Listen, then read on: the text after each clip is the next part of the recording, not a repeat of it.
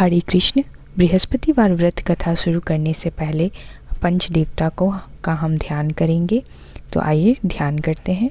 ओम गणेशाय नमः, ओम नारायण नमो नमः, ओम नमः शिवाय, ओम दुम दुर्गाय नमः, ओम घृणी सूर्य देवाय नमः। इस कथा को शुरू करने से पहले मैं आप सभी से निवेदन करती हूँ कि जब यह कथा चल रही हो तो कृपया करके बीच में उठकर ना जाएं तथा कथा पूरी सुनने का प्रयत्न करें। ओम गणेशाय नमः। कथा प्रारंभ। बृहस्पतिवार व्रत कथा। प्राचीन समय की बात है। भारत में एक राजा राज्य करता था। वह बड़ा प्रतापी तथा दानी था। वह नित्य प्रतिदिन मंदिर में भगवत दर्शन करने जाता था। वह ब्राह्मण और गुरु की सेवा किया करता था। उसके द्वार से कोई भी याचक निराश होकर नहीं लौटता था। वह प्रत्येक गुरुवार को व्रत रखता एवं पूजन करता था। हर दिन गरीबों की सहायता करता था। परंतु यह सब बातें उसकी रानी को अच्छी नहीं लगती थी। वह न व्रत करती और न किसी को एक भी पैसा दान में देती थी।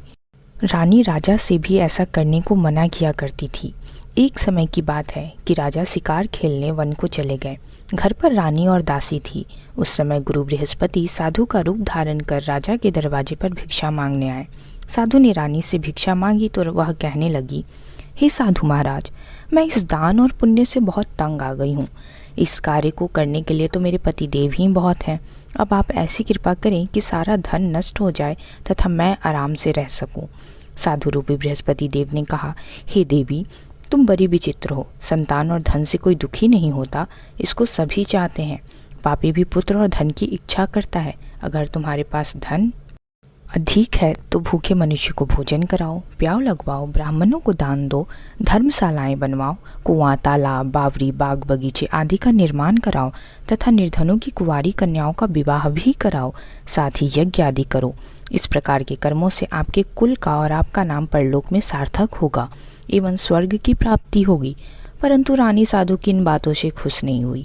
उसने कहा, हे साधु महाराज, मुझे ऐसे धन की आवश्यकता नहीं जिसको मैं अन्य लोगों में दान दूं तथा जिसको रखने और संभालने में ही मेरा सारा समय नष्ट हो जाए। साधु ने कहा, हे देवी, यदि तुम्हारी ऐसी ही इच्छा है तो जैसा मैं तुम्हें बताता हूँ तुम वैसा ही करना। बृहस्पतिवार के दिन घर को गोबर से लीपना, अपने केसों को पीली मिट्टी से धोना, केसों को धोते समय स्नान करना, राजा से कहना वह हजामत करवाए, भोजन में मांस मदिरा खाना, कपड़े धोबी के यहाँ धुलने देना। इस प्रकार 7 बृहस्पतिवार करने से तुम्हारा धन नष्ट हो जाएगा। यह कहकर साधु महाराज रूपी बृहस्पति देव अंतर्ध्यान हो गए। रानी ने साधु के कहने के अनुसार 7 बृहस्पतिवार तक वैसा ही करने का विचार किया। साधु के बताए अनुसार कार्य करते हुए केवल 3 बृहस्पतिवार ही बीते थे कि उसकी समस्त धन संपत्ति नष्ट हो गई। भोजन के लिए दोनों समय परिवार तरसने लगा तथा सांसारिक भोगों से दुखी रहने लगा। तब वह राजा रानी से कहने लगा कि हे रानी, तुम यहाँ पर रहो, मैं दूसरे देश को जाता हूँ, क्योंकि यहाँ पर मुझे सभी मनुष्य जानते हैं, इसलिए मैं यहाँ कोई कार्य नहीं कर सकता। मैं अब परदेश जा रहा हूँ, वहाँ कोई काम धंधा करूँगा, शायद हमारे भाग्य बदल जाए। ऐसा कहकर राजा परदेश चला गया। वो वहाँ जंगल से लकड़ी काट कर लाता और शहर में बेचता। इस तरह जीवन व्यतीत करने लगा। इधर राजा के बिना रानी और दासियां दुखी रहने लगी। किसी दिन भोजन मिलता और किसी दिन बिना भोजन के ही व्यतीत करना पड़ता और सिर्फ जल पीकर ही काम चलाना पड़ता। एक समय रानी और दासियों के 7 दिन बिना भोजन के व्यतीत करने पड़े तो रानी ने अपनी दासी से कहा, हे दासी, यहाँ पास के ही नगर में मेरी बहन रहती है, वह बड़ी धनवान है, तो उसके पास जा और वहाँ से 5 सेर बेचड़ मांग कर ले आ, जिससे कुछ समय के लिए हमारा गुजारा हो जाएगा। दासी रानी की बहन के पास गई। रानी की बहन उस समय पूजा कर रही थी। बृहस्पतिवार का दिन था। दासी ने रानी की बहन से कहा, हे रानी, मुझे आपकी बहन ने भेजा है, मुझे 5 सेर बेचड़ दे दो। दासी ने यह बात अनेक बार कही, परंतु रानी की बहन ने कोई उत्तर नहीं दिया, क्योंकि वह उस समय बृहस्पतिवार की कथा सुन रही थी। जब दासी को रानी की बहन से कोई उत्तर नहीं मिला तो वह बहुत दुखी हुई और उसे क्रोध भी आया। वह लौटकर रानी से बोली, हे रानी, आपकी बहन बहुत ही घमंडी है, वह छोटे लोगों से बात भी नहीं करती। मैंने उससे कहा तो उसने कोई उत्तर नहीं दिया। मैं वापस चली आई। रानी बोली, हे दासी, इसमें उसका कोई दोष नहीं है। जब बुरे दिन आते हैं तब कोई सहारा नहीं देता। अच्छे बुरे का पता तो विपत्ति में ही लगता है। जो ईश्वर की इच्छा होगी वही होगा। यह सब हमारे भाग्य का दोष है। उधर रानी की बहन ने सोचा कि मेरी बहन की दासी आई थी, परंतु मैं उससे नहीं बोली, इससे वह बहुत दुखी हुई होगी। अतः कथा सुन और विष्णु भगवान का पूजन समाप्त कर वह अपनी बहन के घर आई और कहने लगी, हे बहन, मैं बृहस्पतिवार का व्रत कर रही थी। तुम्हारी दासी हमारे घर गई थी, परंतु जब तक कथा होती है तब तक हम लोग ना उठते हैं और ना बोलते हैं, इसलिए मैं नहीं बोली। कहो दासी, क्यों गई थी?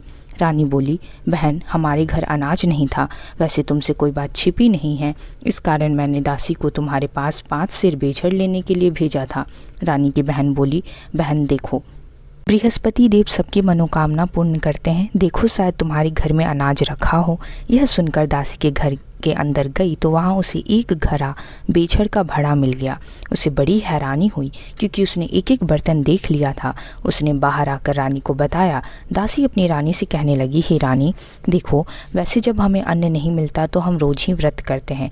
अगर इनसे इस व्रत की विधि पूछ ली जाए और कथा पूछ ली जाए तो हम भी इसे कर लिया करेंगे। दासी के कहने के अनुसार रानी ने अपनी बहन से बृहस्पतिवार व्रत के बारे में पूछा। उसकी बहन ने बताया, हे रानी बहन, बृहस्पतिवार को सूर्योदय से पूर्व उठकर स्नान करके बृहस्पतिवार का व्रत करना चाहिए, लेकिन उस दिन सिर नहीं धोना चाहिए।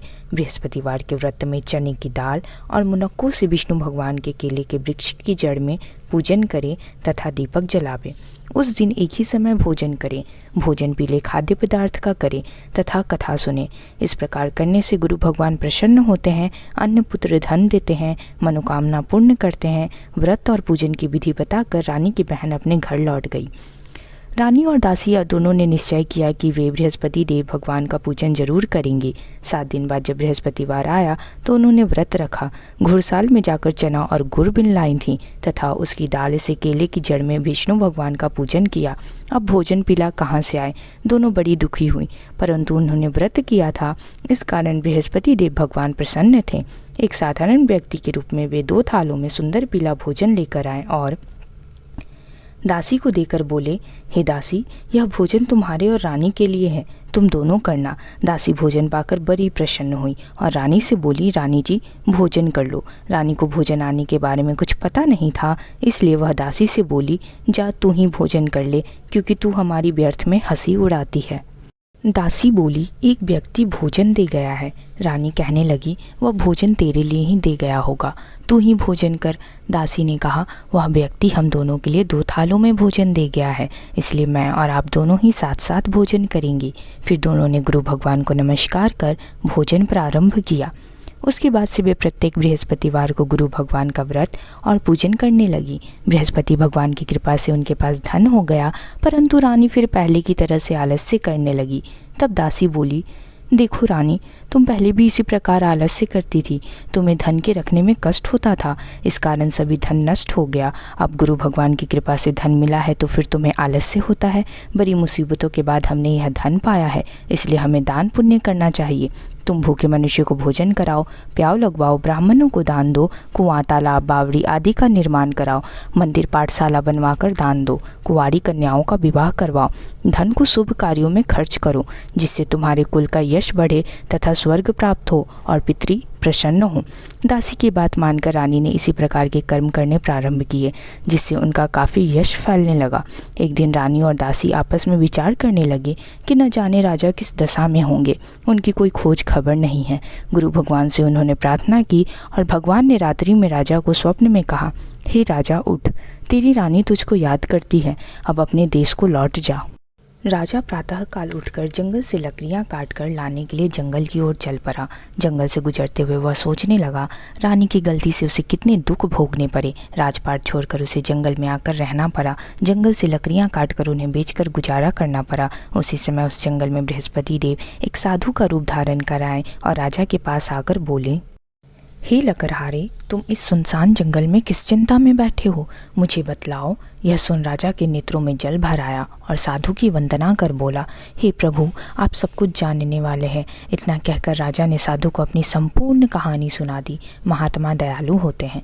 वे राजा से बोले, हे राजा, तुम्हारी पत्नी ने बृहस्पति देव के प्रति अपराध किया था, जिसके कारण तुम्हारी यह दशा हुई। अब तुम किसी प्रकार की चिंता मत करो, भगवान तुम्हें पहले से अधिक धन देंगे। देखो, तुम्हारी पत्नी ने बृहस्पतिवार का व्रत करना प्रारंभ कर दिया है। अब तुम भी बृहस्पतिवार का व्रत करके चने की दाल व गुड़ जल के लोटे में डालकर केले का पूजन करो, फिर कथा कहो या सुनो। भगवान तुम्हारी सब कामनाओं को पूर्ण करेंगे। साधु को प्रसन्न देखकर राजा बोला, हे प्रभु, मुझे लकड़ी बेचकर इतना पैसा भी नहीं बचता जिससे भोजन करने के उपरांत कुछ बचा सकूं। मैंने रात्रि में अपनी रानी को व्याकुल देखा है। मेरे पास कोई साधन नहीं जिससे मैं उनका समाचार जान सकूं।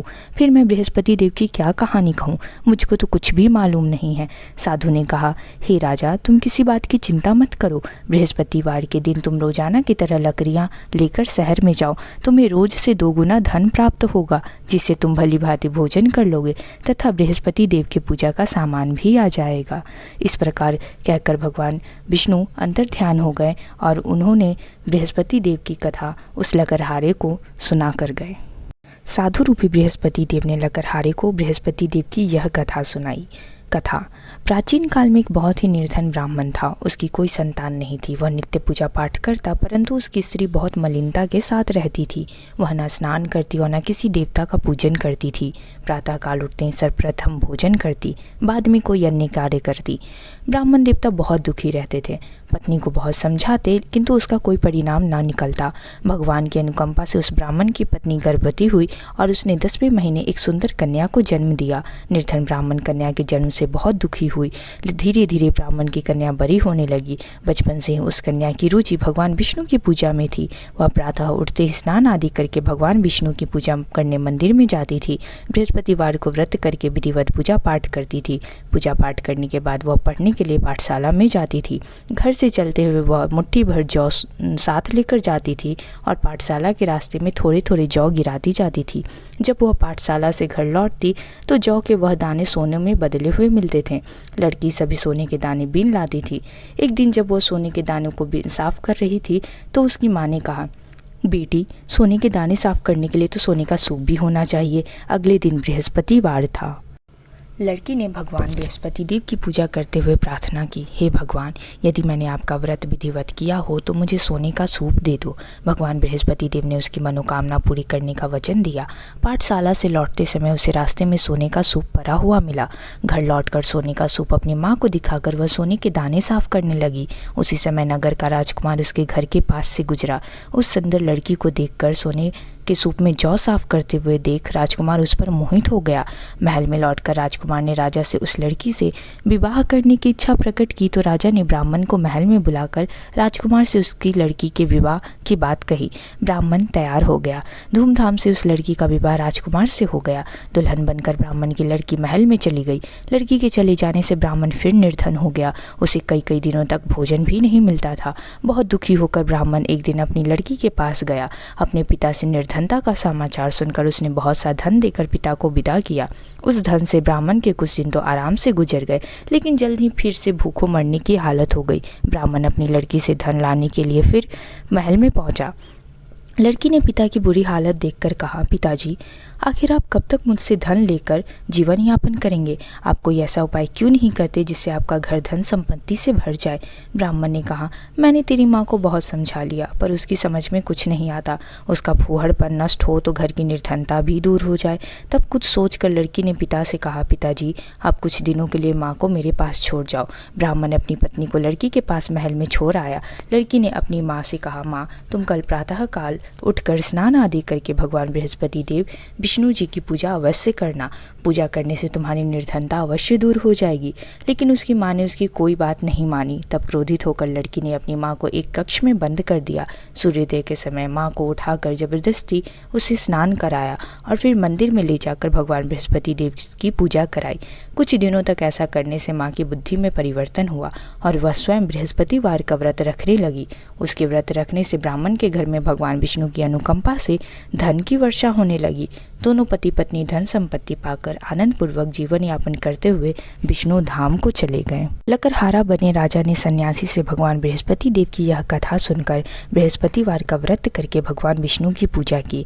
उस दिन उससे उसके सभी कलेश दूर हो गए, लेकिन अगले बृहस्पतिवार को कामकाज में अधिक व्यस्त रहने के कारण उसने भगवान बृहस्पति देव का व्रत नहीं किया। भगवान बृहस्पति देव लकड़हारे से नाराज हो गए और उसे भूल की सजा दी। उस दिन नगर के राजा ने नगर में घोषणा करके सबको सूचित किया कि प्रत्येक नागरिक मेरे महल में भोजन करने आए। जो नहीं आएगा उसे अपराधी मानकर भारी दंड दिया जाएगा। लकड़हारा बने राजा ने उस नगर के राजा की घोषणा तो सुनी, लेकिन जंगल से लकड़ी काट कर लाने और उन्हें बेचने में देर हो जाने के कारण वह समय पर महल में भोजन करने नहीं जा सका। अतः राजा के सैनिक लकड़हारे को पकड़कर महल में ले गए। राजा ने उसे महल में के एक कक्ष में बैठाकर भोजन कराया। उस कक्ष में एक खूंटी पर रानी का सोने का हार लटका हुआ था। लकड़हारा अकेला उस कक्ष में भोजन कर रहा था। तभी उसने एक आश्चर्यजनक घटना घटती देखी। देखते ही देखते वह खूंटी हार को निगल गई। थोड़ी देर के बाद नगर के राजा ने हार को गायब देखा तो लकड़हारे को कारावास में डलवा दिया। लकड़हारा मन ही मन अपने भाग्य को कोसने लगा। तभी उसे जंगल में मिले सन्यासी का स्मरण हो आया। थोड़ी देर में भगवान बृहस्पति देव सन्यासी के भेष में लकड़हारे से मिलने पहुँचे। लकड़हारे से कहा, तूने भगवान बृहस्पति देव की पूजा नहीं की, इसी कारण तुम्हें कष्ट हुआ है। लेकिन अब चिंता मत करो, बृहस्पतिवार के दिन कारागार के दरवाजे पर तुम्हें कुछ पैसे पड़े हुए मिलेंगे। उन पैसों से भगवान बृहस्पति देव का व्रत करके उनकी पूजा करोगे तो तुम्हारे सब दुख नष्ट हो जाएंगे। बृहस्पतिवार के दिन दरवाजे पर मिले पैसों से चने और गुड़ मंगाकर लकड़हारे ने बृहस्पतिवार की कथा कही तो भगवान बृहस्पति देव ने प्रसन्न होकर उस नगर के राजा को स्वप्न में लकड़हारे को कारागार से मुक्त करने को कहा। सुबह राजा ने अपने कक्ष में आकर देखा तो खूंटी पर रानी का हार मिल गया। राजा ने लकड़हारे को मुक्त कर दिया और उसे धन और आभूषण देकर विदा किया। लकड़हारा बना राजा उस नगर से चलकर अपने नगर में पहुंचा तो उस नगर में कुएं, धर्मशाला, बाग बगीचे देखकर बहुत प्रसन्न हुआ। राजा ने किसी से पूछा, ये कुएं, धर्मशालाएं किसने बनवाई हैं? सबने उसे बताया कि ये सब रानी और उसकी दासी ने बनवाए हैं। राजा महल में पहुंचा तो रानी ने उसका भव्य स्वागत किया। तब राजा ने निश्चय किया कि सप्ताह में एक बार तो सभी बृहस्पति देव का व्रत तथा पूजन करते हैं, परंतु मैं प्रतिदिन व्रत किया करूंगा तथा दिन में 3 बार कथा कहा करूंगा। अब राजा हर समय दुसाले में चने की दाल बांधे रहता था। दिन में 3 बार बृहस्पति देव की कथा कहता। कुछ दिनों के बाद राजा को अपनी बहन की याद आई। एक दिन घोड़े पर सवार होकर राजा अपनी बहन से मिलने चल दिया। अभी राजा नगर के बाहर पहुंचा ही था कि उसने कुछ लोगों को एक शव को ले जाते हुए देखा। राजा को स्मरण हो आया कि आज उसने किसी को बृहस्पतिवार की व्रत कथा नहीं सुनाई है। राजा ने उन लोगों को रोककर कहा, भाइयों, आप सब को ले जाने से पहले मुझसे बृहस्पतिवार की कथा सुन लें। लोगों ने राजा पर क्रोधित होते हुए कहा, तुम पागल तो नहीं हो गए हो? लेकिन कुछ बड़े बूढ़े लोगों ने कहा, अच्छा भाई, साथ चलते चलते तुम अपनी कथा सुना लो। राजा ने चलते हुए आधी कथा ही सुनाई थी कि सब बोलने लगा। राजा की पूरी कथा सुनाते ही सब उठकर बैठ गया। लोगों ने हैरानी से दांतों तले उंगली दबाई और अगले बृहस्पतिवार से भगवान बृहस्पति देव का व्रत करने व कथा सुनने का निश्चय कर लिया। घोड़े पर सवार राजा चलते हुए एक किसान के पास पहुंचा। किसान अपने खेत में हल चला रहा था। राजा ने कहा, अरे भाई, मुझसे बृहस्पतिवार की कथा सुन लो। किसान झुंझलाकर बोला, अरे भाई, देख नहीं रहे, जितनी देर तक तुम्हारी कथा सुनूंगा उतनी देर में तो पूरे खेत में मैं हल चला लूँगा। राजा निराश होकर चलने लगा। तभी किसान के बैल लड़खड़ा कर जमीन पर जा गिरे। किसान के पेट में भी जोरों का दर्द होने लगा। उस किसान की पत्नी जब खाना लेकर आई तो उसने किसान से इस बारे में पूछा। किसान ने घुड़सवार की पूरी कहानी सुनाई। किसान की पत्नी दौड़ती हुई राजा के पास पहुंचकर हाथ जोड़कर बोली, भैया, मैं तुम्हारी कथा सुनने को तैयार हूँ। राजा ने उसके साथ खेत पर पहुंचकर बृहस्पतिवार की कथा सुनाई। तभी बैल उठकर खड़े हो गए। किसान के पेट का दर्द भी तुरंत ठीक हो गया।